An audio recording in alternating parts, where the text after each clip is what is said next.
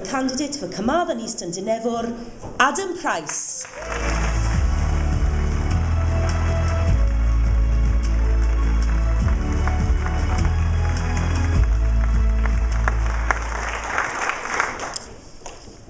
Conference. I've developed something of a reputation for starting my speeches with historical references.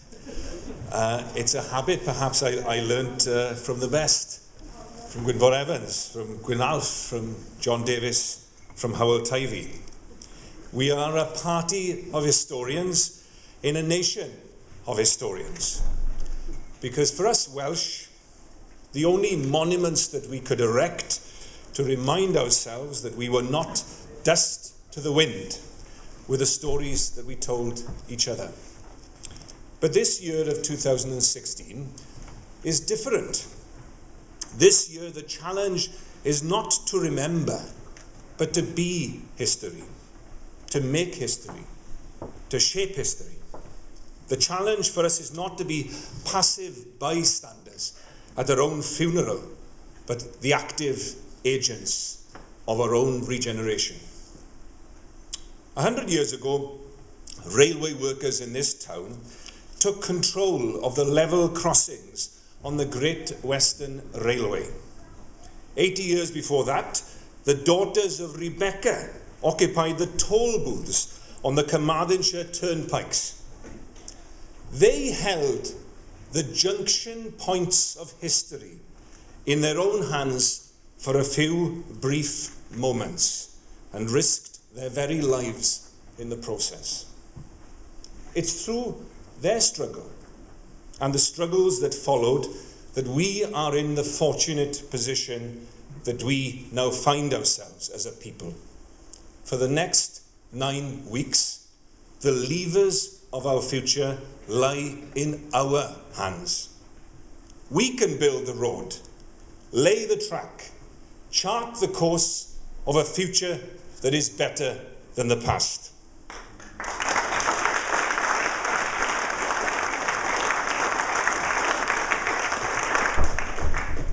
We can make the decisive change in direction that previous generations could only yearn for.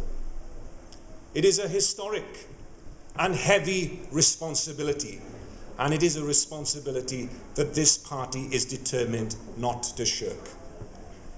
It's 9 weeks out, and not a vote has been cast or counted, but I think we can confidently make one prediction. Labour will lose in May. And they deserve to lose, because they have already lost any sense of direction, any scrap of creativity, of vision, of drive. They put us at the bottom of the League for Prosperity, for wages, for literacy, for numeracy and science. You know, I have a particular fondness for quotations. You can learn a lot from the wisdom of others. Try this one out for size. The first wonder of the world is the mind of a child, yet we are 35th in the World League of Education Standards today, 35th. They say, give me a boy at 7, I'll show you the man at 70. Well, give me the education system that is 35th in the world today, and I will give you the economy that is 35th in the world.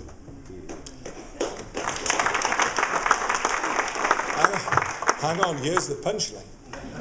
That was Anthony Charles Linton Blair in his 1996 leaders' speech to the Labour Party conference, the last one as leader before he turfed out John Major. Well, in Wales today, 35th place, which Labour said then was a terrible indictment of a failing government, ranks above us in the same PISA league table. We are 36th in science, 41st in reading, and 43rd for maths. Do the maths. No wonder under Labour, compared to all our neighbours, British or European, we are poorer now as a nation than we were when devolution began. Remember the devolution dividend? Well, we've had devolution, drift and decline. We have the highest economic inactivity rate of any part of the United Kingdom. We have 360,000 people in Wales on hospital waiting lists. You know, Carwyn says, of course, that he is only halfway through his decade of delivery. And that's true enough. The problem is the decade's the 1970s. We're going backwards, not forwards as a nation.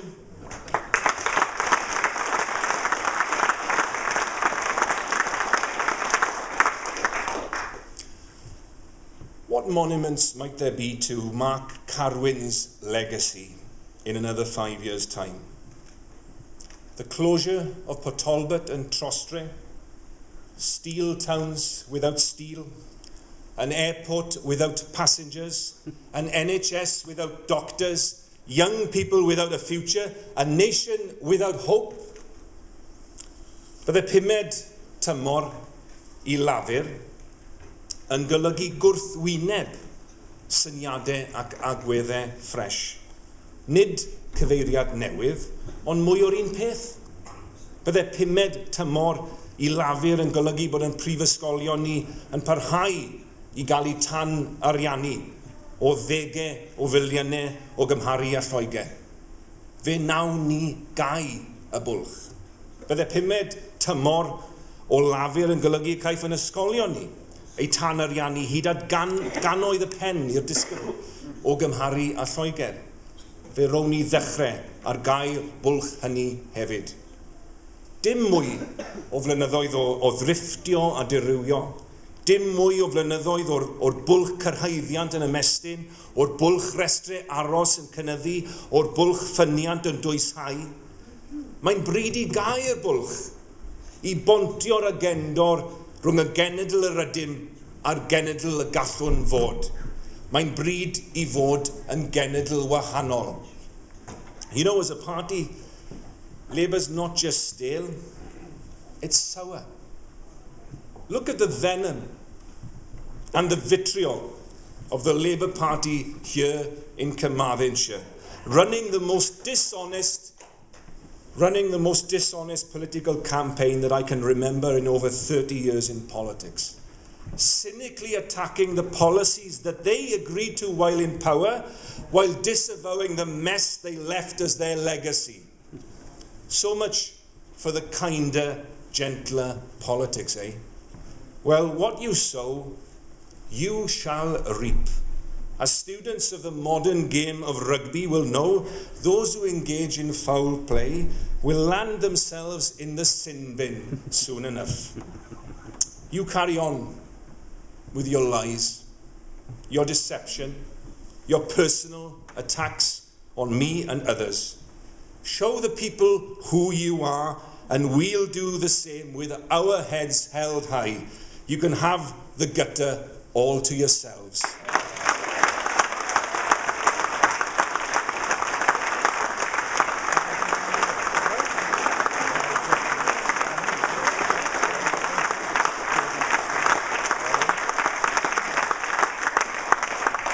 But I'll say this to Labour, you are better than this. The party of Jim Griffiths, Nye Bevan and Cledwyn is better than this. It may be that only through the flames of the furnace of defeat that you will discover the metal of which you were once made. We want better than this. Wales needs better than this. A Wales that can win. Not a Wales that can't win, won't win, will never win because it labours under the unbearable complacency that is Carwyn.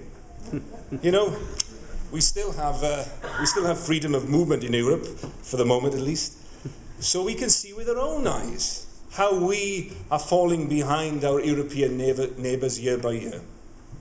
We can see their higher standards of living, their quality of education, their investment in public transport. And we ask ourselves, what's wrong with Wales? Well, there's nothing wrong with Wales that Wales cannot put right. We've simply put our faith in leaders that have failed us. But the choices we have made can be unmade. We can choose change. If we decide, if we act, then Wales will change. Take Wallonia, the French-speaking region in Belgium, similar to us in many ways, a Celtic people called strangers in their own land. Like us, they were a powerhouse of the Industrial Revolution, rich in coal and steel. Like us, they have faced the huge economic challenge of restructuring. But they have embraced the challenge with gusto. Their socialist government came up with a plan. They even called it a Marshall Plan, like the one after World War II, no lack of ambition there, to transform their economy from one founded on heavy industry to one fueled by enterprise, innovation, and creativity. They built their plan on 6 key sectors or poles of competitiveness. And this plan of theirs is delivering. 10 years ago, we Welsh earned €2,000 more per person on average than the Walloons. Now we earn 2,000 less. We had a strategy targeted at 6 key sectors, down from the 14 that we inherited from Labour. Ieuan Wyn-Jones set it out in 2010. Rhiannodd Richards wrote the plan for economic renewal. What did Labour do within a few months of taking full control again? They added 3 more sectors, created 7 enterprise zones. No wonder even business is confused. Because, you know, the difference between success and failure in business and the economy, and I know from personal experience, is focus. And the problem is, under this government, there is no focus, no clear set of priorities, no strategy, no sense of direction. Since Labour came to power in Cardiff Bay, we've been overtaken economically by Portugal, by Slovenia, by Malta and the Czech Republic. We're just about level pegging with Estonia. Some people, of course, are talking about leaving Europe. Well, perhaps it would be nice just to have the opportunity to catch up. to paraphrase the late Winnie Ewing, stop the world, we want to get on.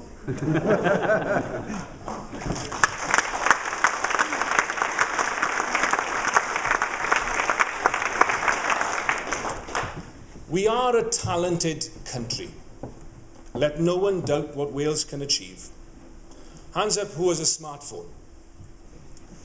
There we are, that's about 90% of you that are still awake.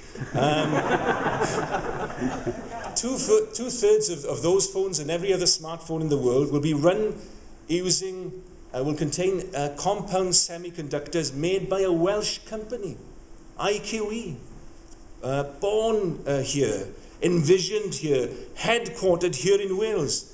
It's not just our own history, but our future and our fortune that we can make here in Wales. As we heard from Reen a few moments ago, we'll establish a national innovation body to create that future economy, a new model development agency to sell Wales across the world, a Bank of Wales to back our businesses, an infrastructure commission to lay the foundations of our prosperity, not just in one corner of the country, but throughout the land, led not by a Costa Bureaucratica in Cardiff Bay, but a new partnership between people from every sector and walk of life who have the knowledge and the expertise we need and the ordinary commitment that each of us can give to our country. We will create a sense of national mission, the likes of which we have not seen in generations, to educate the young, to care for the old, to invest in and for each other.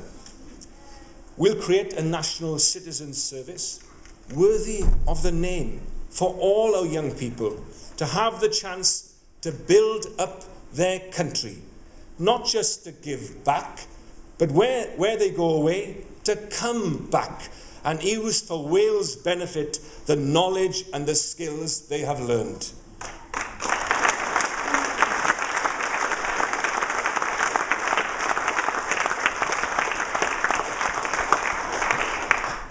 And we will guarantee a job for each and every one of them. Let no one say that Wales cannot be a land of opportunity. We will create those opportunities together.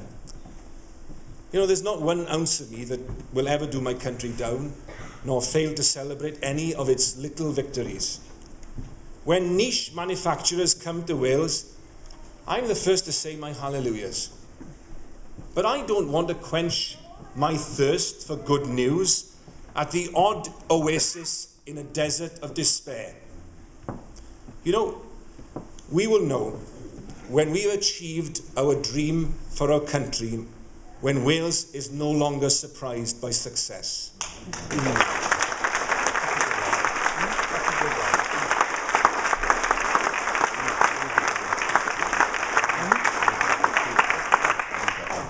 What we must bury is the idea of inevitable decline Leanne referred to yesterday.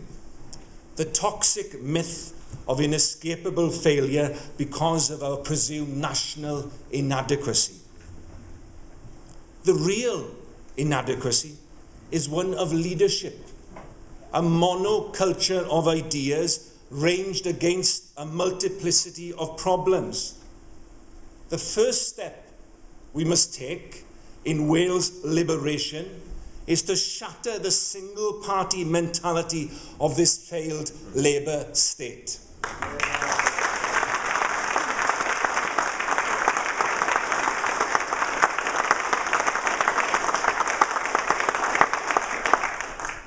There's nothing inevitable about the outcome of the next few weeks. Every one of us will have a part to play in the great dream that is about to unfold. Every campaigner, every reporter, every citizen. The National Assembly election is the true referendum on which the fate of our nation rests. Mr. Cameron and Mr. Corbyn disagree, of course. Europe to them is more important than Wales, which is why we are fighting this election in the shadow of an English civil war being waged to decide who gets to be the next Tory Prime Minister.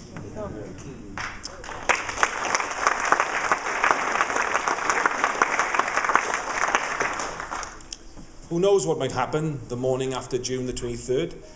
We may find by the stroke of an English pencil that we Welsh, a nation founded by a Spanish-born Roman legionary, home to the last Roman monument in the Western world, will wake up to find we're no longer European. We will thankfully at least still wake up Welsh. As a country, though, we really must wake up to the discomforting fact that we risk being crushed between the twin cogs of conservatism. The conservatism of a lame duck Labour government that will surely lose the election but try to linger on. And a right-wing rump of ex-Tory UKIPers and Eurosceptic, Devo-sceptic Tory UKIP wannabes, clad in camel hair and tweed, their fashion from the 50s, their economics from the 30s, and their politics from the Stone Age.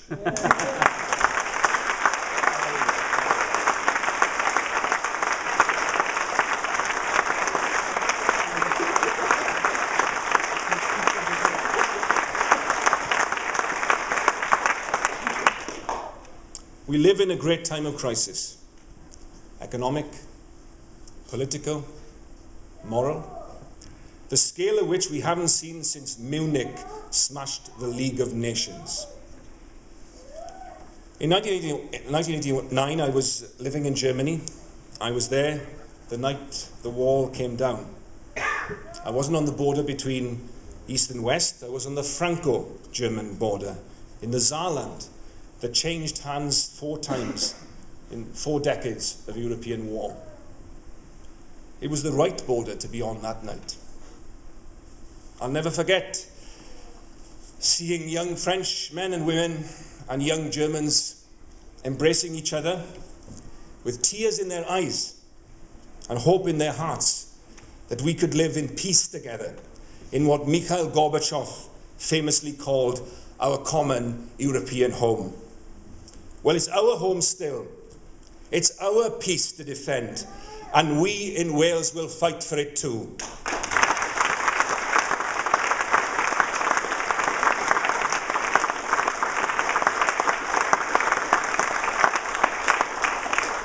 Of course, for all our history of internationalism, our culture of tolerance, our optimism in the future, we in Wales are not immune to the dark forces the gathering crises of our times are unleashing.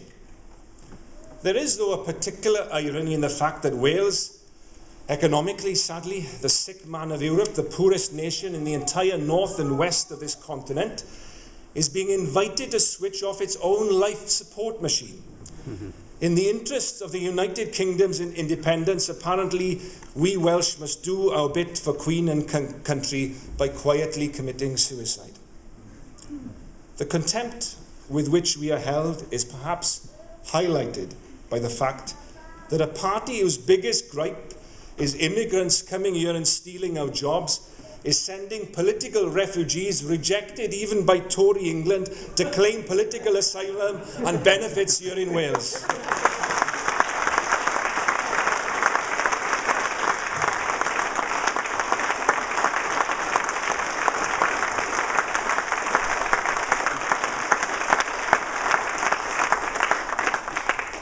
I have been advised that I cannot mention any UKIP candidate by name, as they are notoriously litigious, though I cannot for the life of me see how you can sue twice for being called a liar and a cheat.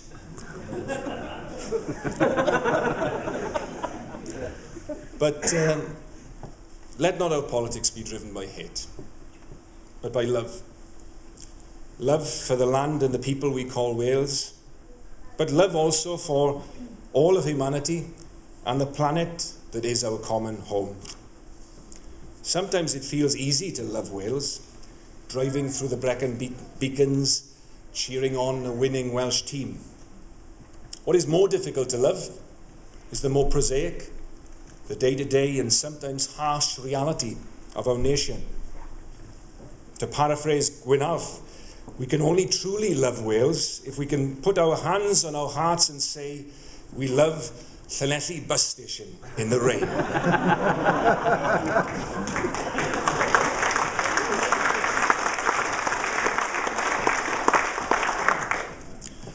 What is Llanelli but Wales in miniature? Wales caught here in a teardrop, in a sweat drop, in a raindrop. Wales is 1,000 Llanellis. Are we all to be dust in the wind? Working people here in Llanelli, in Wales, in Britain, in Europe, have been the raw material for other people's history, other people's battles, other people's wars.